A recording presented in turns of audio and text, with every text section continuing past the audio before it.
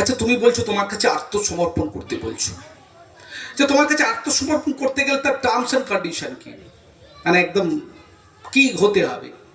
যাদের পয়সা নেই, যাদের টাকা নেই, যে আমি গোপালবাবুর কথা শুনছিলাম, গোপালবাবু অক্লান্ত পরিশ্রম করে অনেক করে তার লাইফের একটা চেঞ্জেস এসছে। আমাদের অলোকবাবুর কাছ থেকে আমি শুনছিলাম যে গোপালবাবু অনেক কষ্ট করে এই প্রোগ্রামগুলো করছেন, রবিবার পর্যন্ত তার প্রসাদ বিতরণ রয়েছে। যে যার টাকা পয়সা নেই, তাহলে কি খাওয়াতে না পারলে কি কৃষ্ণ ভক্ত হওয়া যাবে না? আর তোমার কাছে সমর্পণ করা যাবে না? আমার তো টাকা নেই, আমার তো পয়সা নেই, তোমাকে কোরমা পোলাও দেবো কিভাবে? তখন ভগবান বলছে কিচ্ছু লাগবে না, কিচ্ছু লাগবে না, কিচ্ছু না। বলছে আরে তুমি কি বলছো? একদম আমার কাছে আত্মসমর্পণ করতে গেলে কোনো টাকা পয়সা কিচ্ছু লাগবে না। চমৎকার শ্লোক বলেন নবম অধ্যায়ের 26 নম্বর শ্লোকে এর উত্তরটা দিচ্ছেন যে পত্র পুষ্প ফলম তোম যো মে ভক্তা প্রযচ্ছতি তদপম তদহম বক্তুপ অপহৃত অস্নামি প্রজতাত্মানো। বলছে টাকা পয়সা কিচ্ছু লাগবে না, যে বিশুদ্ধ চিত্তে শুদ্ধ ফল জল পাতা আমাকে অর্পণ করে, আমি ভক্তিপ্রুত সেই উপহার প্রীতি সহকারে গ্রহণ করে। উত্তর দিচ্ছেন কিনা? টাকা লাগবে না, পয়সা লাগবে না, কোরমা পোলাও লাগবে না, আমার কাছে আত্মসমর্পণ করতে গেলে কিচ্ছু লাগবে না। অর্জুন আবার পাল্টা যুক্তি দেখাচ্ছেন, আচ্ছা ঠিক আছে, এই জড় জগতের কথা বলছো, পুরো সব সব শ্লোক তো বলা যাবে না, তো যতটা বার বলার চেষ্টা করছি। এই যে জড় জগৎ বলছো, এই জড় জগৎ হচ্ছে দুঃখালয়ম ও শাশ্বতম, দুঃখের আলোয়। তুমি বলছো তোমার যে ধাম গোলক বৃন্দাবন, সনাতন ধর্মটা অ্যাকচুয়ালি কি বলুন তো? সনাতন ধর্ম হচ্ছে আমরা এই জড় জগতে রয়েছি, আমাদের এই আত্মাকে, আমাদেরকে, আমাদের প্রকৃত আলোয় হচ্ছে এই জড় জগতের পরপারে স্থিত যে চিন্ময় সনাতন জগৎ। আত্মাকে এই জড় জগৎ থেকে কিভাবে সনাতন জগতে নিয়ে যাব, তার জন্য যে নীতিমালাটা তৈরি হয়েছে সেটাই হচ্ছে সনাতন ধর্ম। এটাই হচ্ছে সনাতন ধর্মের মূল কথা। বলছে তুমি তোমার ধামের কথা বলছো, ন তদ ভাসয়তে সূর্য ন শশাঙ্ক ন পাবকঃ যদ গত্তা ন নিবর্তন্তে তদ্ধাম পরমম মম। ওই ধামে পৌঁছবো কি করে, যে ধামে চন্দ্র সূর্য আলো দেয় না, যে ধামগুলো আলোকিত হয় তোমার দেহের ব্রহ্মজ্যোতিতে, যে ধাম চিন্ময় জগৎ উদ্ভাসিত, সেই জগতে পৌঁছাবো কি করে, সেই জগতে যাব কি করে? বলছেন, অর্জুন প্রশ্ন করছেন যে এই জড় জগৎ থেকে, এই দুঃখালয়ম অশাশ্বতম থেকে, এই অস্থায়ী কারাগার থেকে তোমার জগতে আমরা যাব কিভাবে? চমৎকার শ্লোক বললেন নবম অধ্যায়ের 34 নম্বর শ্লোক, আর একই শ্লোক বললেন অষ্টাদশ অধ্যায়ের 65 নম্বর শ্লোক। মানে একই শ্লোক ভগবান দুবার বলেছেন। মানে আমাদের মাস্টারমশাইরা যদি কিছু ইম্পর্টেন্ট প্রশ্ন থাকে সেগুলো কি করে, স্টার চিহ্ন দেয় না, যে এটা পড়তে পারে, স্টার চিহ্ন দিয়ে রেখেছেন ভগবান। একটা শ্লোককে প্রথম লাইনটা তিনি দুবার বলেছেন। ভগবান বলেছেন নবম অধ্যায় 34 নম্বর শ্লোক, মন মনা ভাব, একদম আপনাদের জানা শ্লোক, মদ ভক্ত মদ জাজি মং নমস্কুরু মামাই বশ্যসি যুক্তই মমাত্মনাম মত পরায়ণ। চমৎকার শ্লোক। মন মনা ভব মানে আমাতে মন দাও, মদ ভক্ত মানে আমার ভক্ত হও, মদ জাজি মাং নমস্কুরু, জাজি মানে পুজো করা, যাজন, যজন যাজন পুজো করা, আমার পুজো করো, মাং নমস্কুরু মানে আমাকে নমস্কার করো। হ্যাঁ, তাহলে আমি কি করে তোমাকে সম্পূর্ণ, আমাকে যদি তুমি অভিনিষ্ট হও তাহলে তুমি আমাকে লাভ করবে।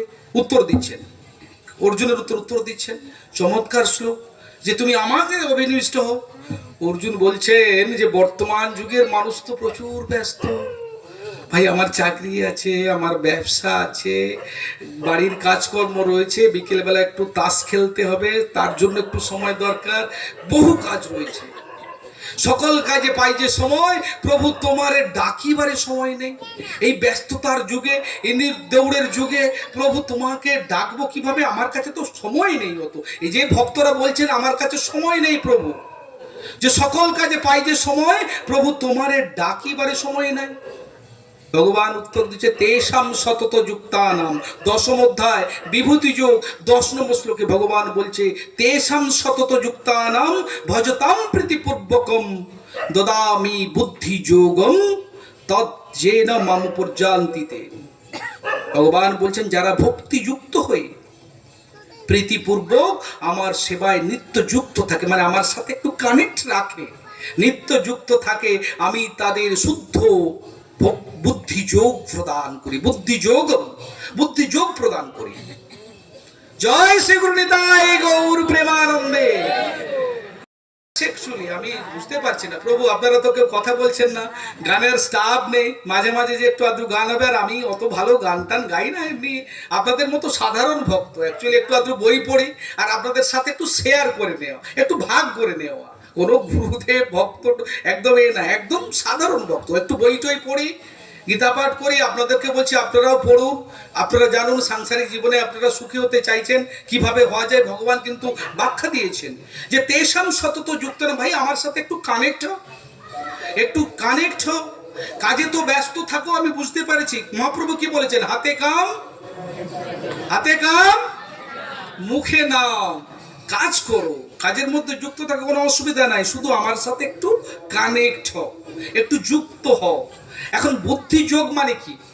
এই যে বলছে আমি তাদের শুদ্ধ জ্ঞানজনিত বুদ্ধিযোগ প্রদান করি। এই বুদ্ধিযোগ অত্যন্ত তাৎপর্যপূর্ণ। বুদ্ধিযোগের অর্থ হচ্ছে কৃষ্ণ ভাবনামৃত কর্ম, সেটি হচ্ছে সর্বশ্রেষ্ঠ বুদ্ধিবৃত্তি।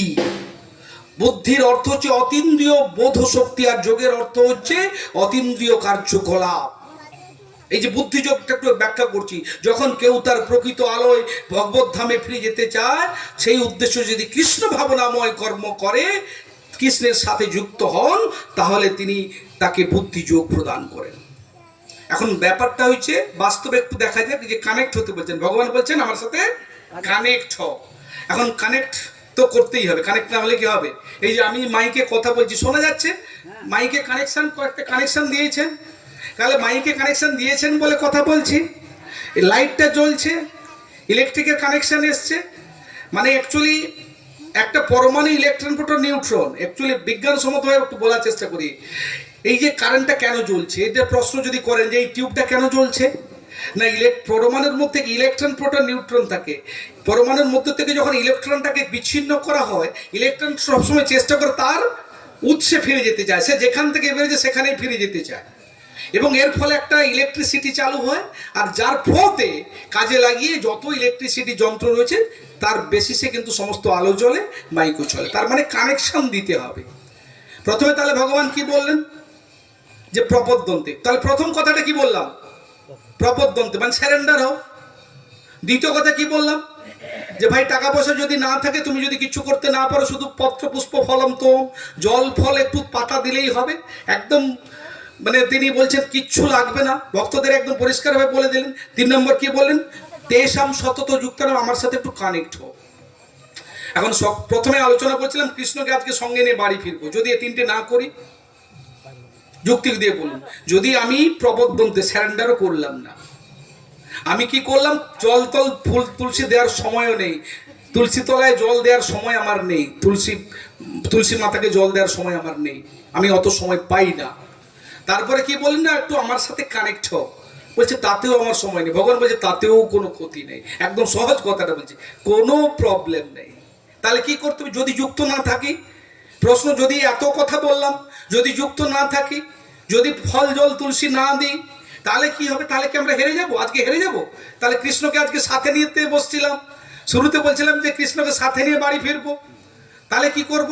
বলছি চাকরি আছে, ব্যবসা আছে, কাজকর্ম আছে, অনেক কিছু করি আমরা, তাহলে বলছে ভগবান বলছে ধ্যানেই যুক্ত থাকবে। বলছে ঠিক আছে, এর তো কিছু করতে পারবে না, কানেক্ট হতে পারছো না, জল পাতা ফুল টুল দিতে পারছো না, ঠিক আছে, ওটাও মেনে নিচ্ছি আমি, কি করো তাহলে, চিন্তায় যুক্ত থাকো, মননে যুক্ত থাকো, থাকবে কিনা, মননে যুক্ত থাকো, অন্তত একটু চিন্তায় যুক্ত থাকো, তাহলে আমি তোমার সঙ্গে আছি। 10ম অধ্যায় পর্যন্ত এইভাবে অর্জুনকে পই পই করে বোঝাবার চেষ্টা করছেন, 10ম অধ্যায় পর্যন্ত, গীতা পড়বেন একটু, 10ম অধ্যায় পর্যন্ত অর্জুনকে বোঝাবার চেষ্টা করছেন।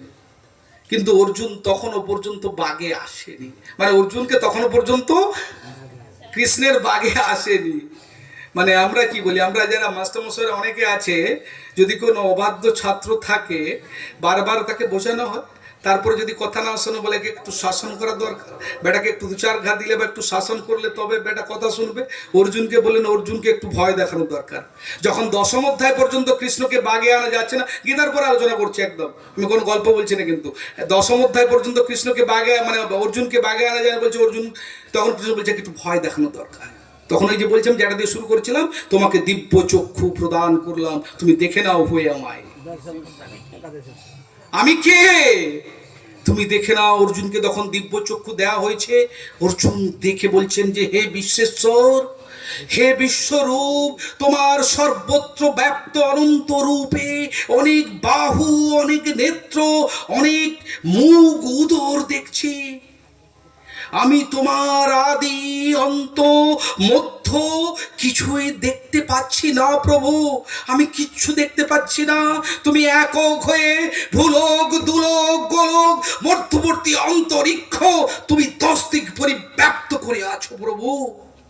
হে মহাত্মন, সমস্ত ত্রিলোক তোমাকে দেখে ভয় পাচ্ছে, আমিও ভয় পাচ্ছি, আমি ভীত হচ্ছি। যখন অর্জুনকে দিব্যচক্ষু দেখা হয়েছে, যখন তিনি বিশ্বরূপ দর্শন করলেন, তখন অর্জুন ভয় পেয়ে যাচ্ছে। এই যে বিশ্বরূপের থেকে কিন্তু ভগবানের যে সৌম্য সুন্দর দ্বিভুজ নরাকার রূপ কিন্তু বড়, কারণ এই রূপ দর্শনের জন্য কিন্তু দেবতারা হাজার হাজার বছর ধরে তপস্যা করেন এই দ্বিভুজ রূপটা দেখার জন্য। বিশ্বরূপের থেকে বড় রূপ। যখন বিশ্বরূপ দেখলেন, অর্জুন ভয় পেয়ে গেছে। অর্জুন বলছেন তমাধিদেব পুরুষ পুরাণম তমস্য বিশ্বস্য পরম নিদানম বেত্তাসি বেদ্যম চ পরমম চ ধাম তয়া ততম রূপম অনন্ত রূপম। যখন অর্জুন বলছেন, দেখছে বিশ্বরূপের যে বুক দিয়ে আগুনের লেলিয়ান শিখা দাও দাও দাও দাও করে বেরিয়ে আসছে, আর সেই আগুনের শিখার মধ্যে যেন তিনি দেখছেন, অর্জুন দেখছেন ভীষ্ম থেকে শুরু করে দুর্যোধন, দুঃশাসন, দ্রোণাচার্য যেন সব এক এক সেই আগুনের শিখার মধ্যে প্রবেশ করছেন। আর তখন তার সেই কথাটা মনে হচ্ছে, কৃষ্ণের সেই কথাটা ময়েবেতি নিহতা পূর্বমেব, যেটা বলছিলাম যে অর্জুন তুমি মারার কে, আমি তো ওদেরকে আগেই মেরে রেখেছি। গৌর প্রেমানন্দে হরি হরি বল।